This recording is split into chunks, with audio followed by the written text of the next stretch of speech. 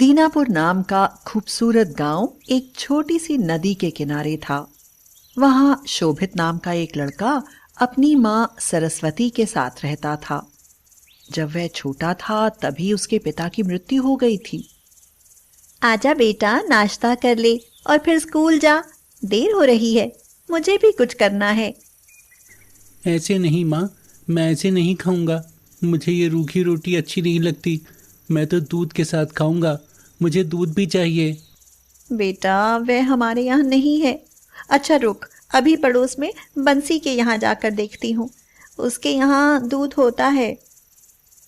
वह पड़ोस के बंशीधर के यहाँ जाती है और कहती है, भैया बंसी, मेरे शोभित को दूध के बिना खाना अच्छा नहीं लगता है। मुझे 1 गिलास दूध रोज दे दिया करो। इसके बदले में तुम्हें हमारा काम भी करना होगा।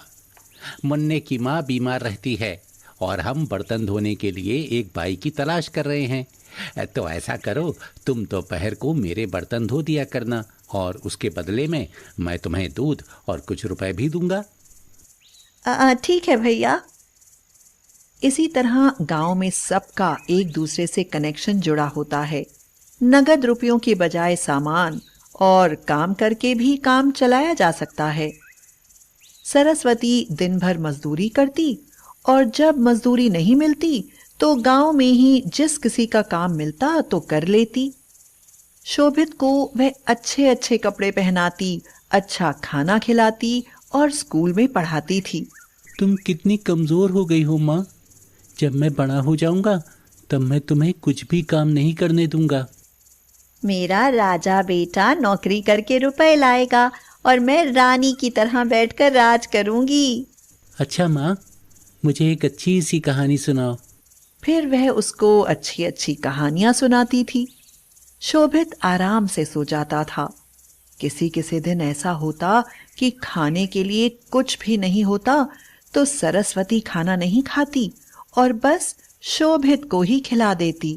माँ, आओ मेरे साथ खाना खाओ। बेटा, मेरे पेट में दर्द हो रहा है। मैं खाऊंगी ना तो बीमार हो जाऊंगी। शायद बदहजमी हो गई है। खाने से तो और भी तकलीफ बढ़ जाएगी। वह पानी लेने के लिए जाती है। शोभित अपने लिए दाल परोसने के लिए भगोने का ढक्कन खोलता है तो चौंक पड़ता है। अरे, ये तो बिल्कुल खाली है। अब समझा, माँ के लिए कुछ रह ही नहीं गया है। जो कुछ था उसने मुझे खिला दिया और अपने लिए बहाना बना रही है ताकि मुझे पता न चले और मैं आराम से खा लूं। उसकी आंखों में आंसू भर आते हैं। इन मुसीबतों के साथ शोभित बड़ा होता जाता है। उसकी शहर में नौकरी लग जाती है और वह अधिकारी बनता है। उसके बाद उसकी शादी हो जाती है। सरस्वती भी शहर में आकर कुछ दिन रहती है। बहू सीमा उसका जीना हराम कर देती है। उस पर बहुत उल्टा सीधा आरोप लगाकर शोभित के कान भरती रहती है। मैं माँ जी को कितना समझाती रहती हूँ कि अच्छे कपड़े पहना करो, थोड़ा अच्छा रख रखाव रखा करो। आखिर आप एक अधिकारी हैं। आपसे मिलने वाले लोग आते हैं तो इन्हें देखकर कहते हैं कि आपने एक नौकरानी रखी हुई है। ये हमारी जानबूझकर बदनामी कराती है। हाँ, तुम ठीक कह रही हो। हमारा स्टैंडर्ड है और ये उसको गिराने में लगी हुई हैं। इससे तो अच्छा है कि ये गांव में जाकर रहें। माँ, आप गांव में रहो, मैं आपका खर्चा भेज दिया करूँगा। बेटा, अगर मेरे रहने से तुम्हारी बदनामी होती है तो मैं गांव में रह लूँगी। मैं तुम्हारा खर्चा लेकर क्या करूँगी? जब तक मेरे हाथ पैर चलते हैं मैं कमा लिया करूँगी। सरस्वती चली जाती है। अचानक एक दिन शोभित बीमार होता है।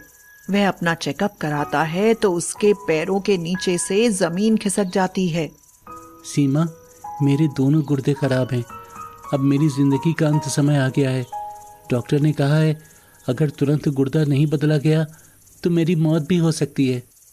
वह पूरी कोशिश करता है। रिश्तेदार, दोस्त, परिचित सबसे कहता है, लेकिन उसे गुर्दा कहीं नहीं मिलता। ना ही कोई दानकर्ता मिलता है। अचानक एक दिन एक गुमनाम दानकर्ता उसको अपना गुर्दा दान कर देता है, जिससे उसका ऑपरेशन होता है। 15 दिन अस्पताल रहने के बाद शोभित ठीक होकर अपने घर पर आ जाता है। उसकी पत्नी सीमा उससे कहती है, देख लिया तुमने अपनी माँ का प्यार। दुनिया जहान के लोग आकर तुमको देख गए, लेकिन तुम्हारी माँ तुमको देखने तक नहीं आई। हाँ। शोभित अब अपनी माँ से बहुत नफरत करने लगा था। वह उसको कभी गांव में देखने नहीं जाता था। एक दिन गांव से उसके पड़ोसी बंशीधर का फोन आया।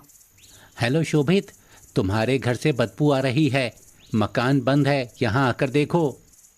शोभित जब वहां जाता है तो देखता है कि बंद मकान के भीतर उसकी माँ मरी पड़ी है। शायद उन्हें 5-6 दिन मरे हुए हो गए होंगे। वो बीमार हो गई थी, उसकी देखभाल करने वाला कोई नहीं था।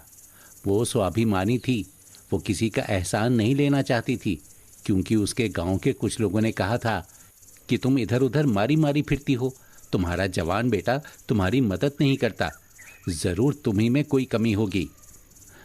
सामाजिक दबाव में माँ का क्रियाकर्म तो करना ही पड़ेगा, लेकिन मेरी इच्छा नहीं है।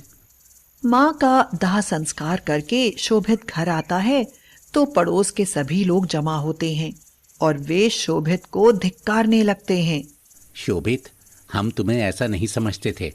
तुम्हारी खातिर चाची ने पूरी जिंदगी मजदूरी की और अपने शरीर का, खान पान का कभी कोई ध्यान नहीं रखा। तुम सब भूल गए। कौन इतना करता है?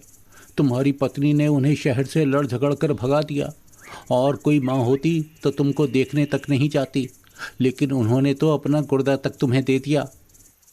यह बात सुनकर शोभित को जैसे करंट लगा।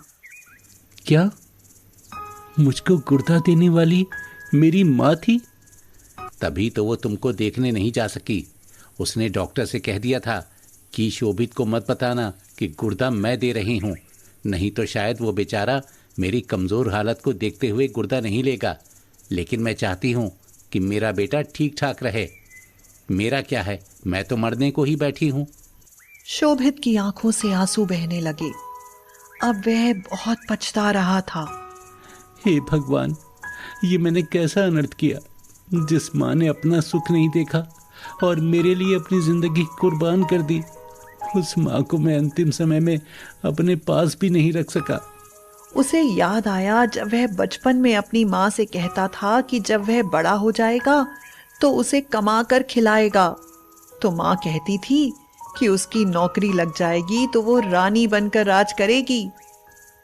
अब शोभित बहुत पछता रहा था। वह जोर जोर से रो रहा था। माँ, मैंने तुम्हारे साथ बहुत गलत किया। अपने नालायक बेटे को माफ कर देना माँ, मुझे माफ कर देना। मैंने तो तुम्हें एक दमड़ी तक नहीं दी और तुमने फिर भी मेरे लिए जिंदगी कुर्बान कर दी। मैंने तेरे साथ दुश्मनों से बर्ताव किया माँ, मुझे माफ कर दे माँ, मुझे माफ कर दे। वह सिर पटक पटक कर रो रहा था, लेकिन अब सिवाय पछताने के क्या हो सकता था।